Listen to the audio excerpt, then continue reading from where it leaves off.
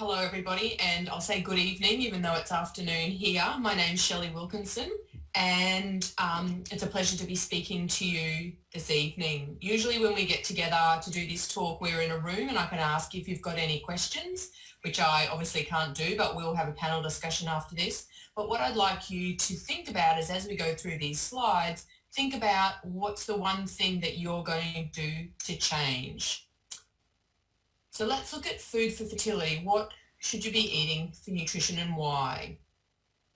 Just as smoking and alcohol can affect a developing fetus, so too can the quality and quantity of a woman's diet. From epigenetics or fetal programming, we know early life nutrition, or the environment a baby grows in, can play a role in its risk of obesity, heart disease and diabetes when it grows up. So nutrition at this time is really important. Also, there are certain behaviours that are favourable for fertility, helping you fall pregnant and also having a healthy pregnancy. So I'm going to step through these in more detail in these slides. So aiming for your most comfortable and healthy weight. Are you above your most comfortable or healthy weight? Being in the healthy weight range gives you the best chance of falling pregnant and having the healthiest pregnancy possible. However, the good news is that research shows that just a loss of 5 to 10% of body weight, whatever weight you start at, has significant effects for fertility. And for most women, this is usually only between 4 to 6 kilos. How do we get there? Mindfulness, non-hungry eating, and the questioning approach. The language we use around food can have a big impact on how we think and feel about what we eat. It's important to remember that food is neither good or bad. Food's not a moral issue. More appropriate terms are everyday food and sometimes food. If we think of foods as good or bad, when we eat so-called bad foods, we can feel guilty. So practicing morally neutral terms will increase our positive language and encourage us to look at food in more appropriate ways. If you know it's okay to have it, it's much easier to eat more slowly, and you usually enjoy your food more and you end up eating less. So Dr. Rick Kausman, who's a GP from Melbourne and the pioneer of the If Not Dieting approach to healthy weight management, teaches us one part of the weight loss puzzle is recognising and reducing non-hungry eating. So non-hungry eating is the eating we do when you're not physically hungry for food. We often eat because we're emotional or tired, or eat without thinking. Often our reaction to food is instantaneous, without awareness or thought. So non-hungry eating is normal and everyone does it. But when we end up doing a lot of non-hungry eating, it's hard to maintain a comfortable weight, and it may also contribute to weight gain. So it's all about practicing yourself and being mindful and asking yourself some questions to help identify non-hungry eating can help reduce and improve its effect on your weight loss goals. So asking yourself, do I really want it? Asking this question can make a big difference to the amount of non-hungry eating you do.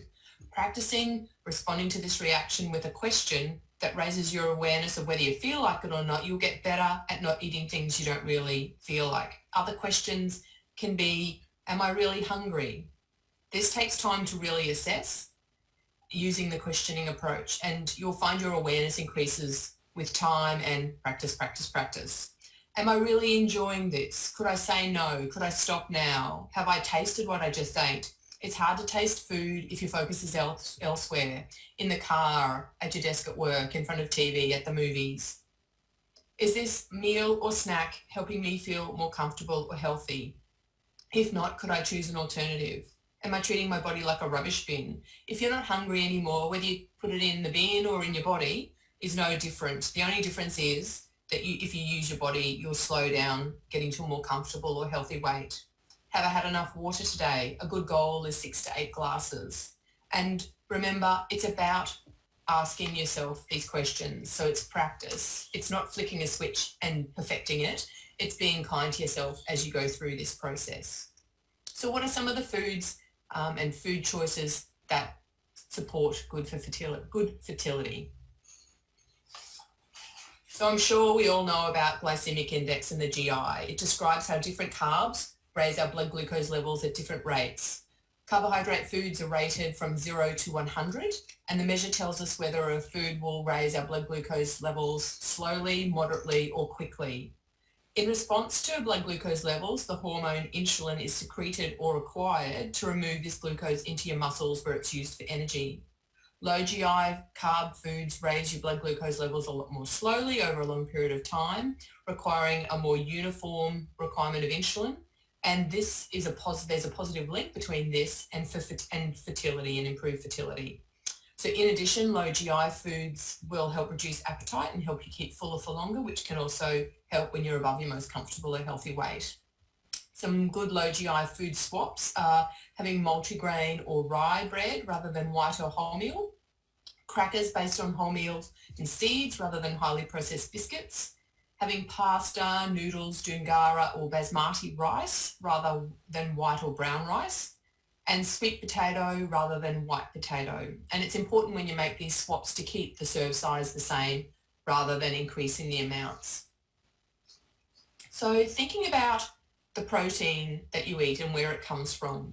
Is it mainly from animal sources like red meat, fish, poultry or eggs? Or do you include plant sources like tofu, beans, peas, lentils, nuts and seeds? It's a good idea to balance your intake of animal and plant proteins. Lower intakes of animal protein and higher consumption of plant protein has been positively associated with improved fertility. So each day, the guidelines recommend to include half of your protein sources from plants and the remaining from meat, with occasionally only red meat 1 to 2 times a week. So rather than a full vegetarian diet, it's a flexitarian approach. And an easy way to do this is to halve the meat serve that you'd usually use and incorporate a plant protein in its place. For example, if you're making a stir fry, decrease the amount of meat you include and add some beans or nuts. This could be similar if you're doing a casserole or a bolognese. Or you could include some beans in your lunch meal, like baked beans on toast, or some chickpeas through a salad, and then leave your evening meal for the meat serve. And have a look at the Eat for Health website with the URL on your screen for ideas for serve sizes and meal ideas as well. So now it's also a good time to assess how much alcohol and caffeine you're consuming. Both are likely to affect fertility in a dose-dependent way.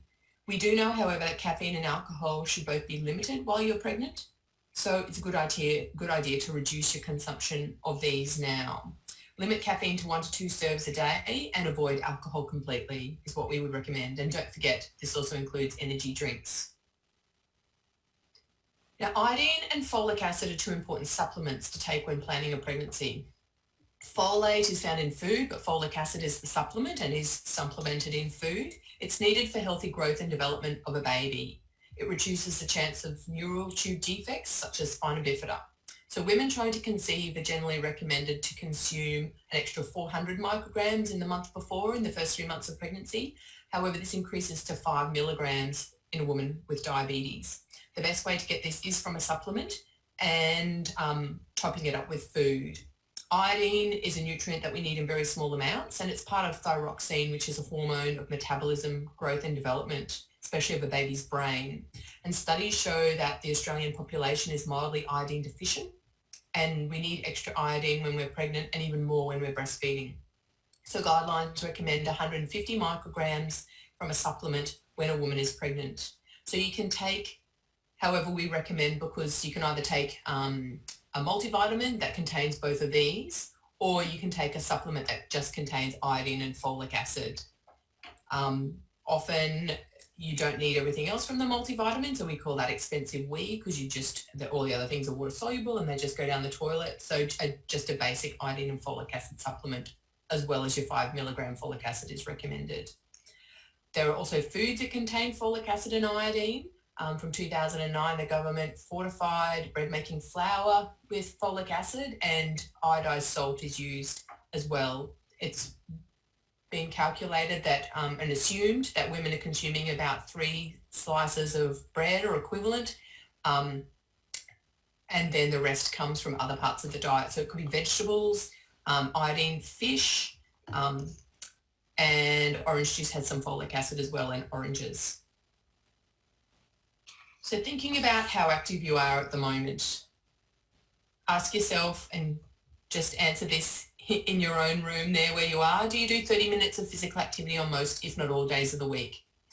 And also reflect, if you're doing sitting at work or at home in front of the computer, if you sit for longer than 30 minutes at a time. Now, regular, moderate and vigorous intensity of 30 minutes a day is the minimum guideline for health. And this can be in 3 lots of 10 or 2 lots of 15.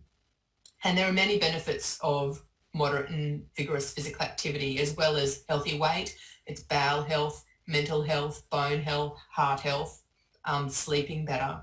Now we know, and evidence is emerging, that even if you tick off those 30 minutes of physical activity on most days of the week, if you don't break up your sitting time every sort of 20 to 30 minutes, that can be detrimental to your health as well.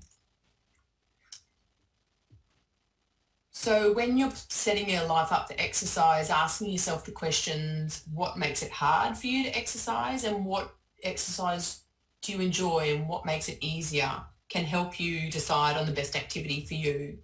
And we also need to remember that being active through your day is a good way to accumulate activity and health benefits.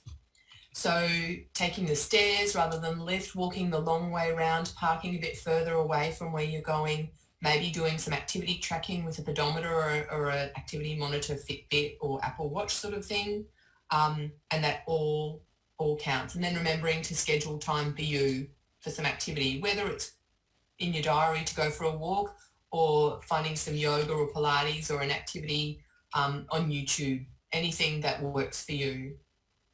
So once you become pregnant, what do you need to be eating, and how does that change? If only it was this simple. Close enough? So Australia's food environment can be difficult to navigate. The average large chain supermarket has almost 12,000 food products, and there's dominant marketing of unhealthy food and a full food culture that accepts this junk food as foods to eat every day. So there are dietary guidelines that can be used with confidence to cut through misinformation about food, nutrition and health in our community.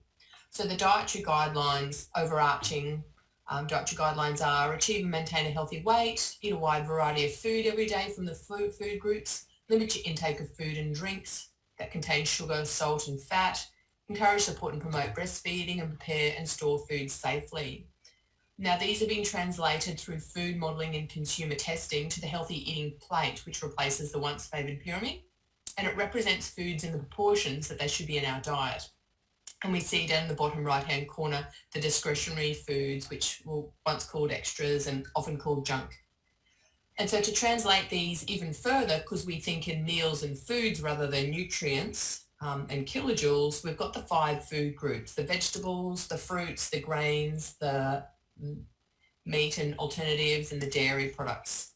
So I've highlighted the pregnant and the non-pregnant serves per day, and we see that women who are pregnant only need to eat another 2.5 serves in a grain group, and that's especially for that iodine and folic acid, and one extra serve from the protein group, and that's especially considering zinc and iron there, as well as protein, and there's other nutrients as well. So women actually aren't eating for 2 but have to eat twice as well in pregnancy to get the nutrient needs that they require in very small with very small increases in actual serves. So how do you know what to eat and where to eat, and where's some good information?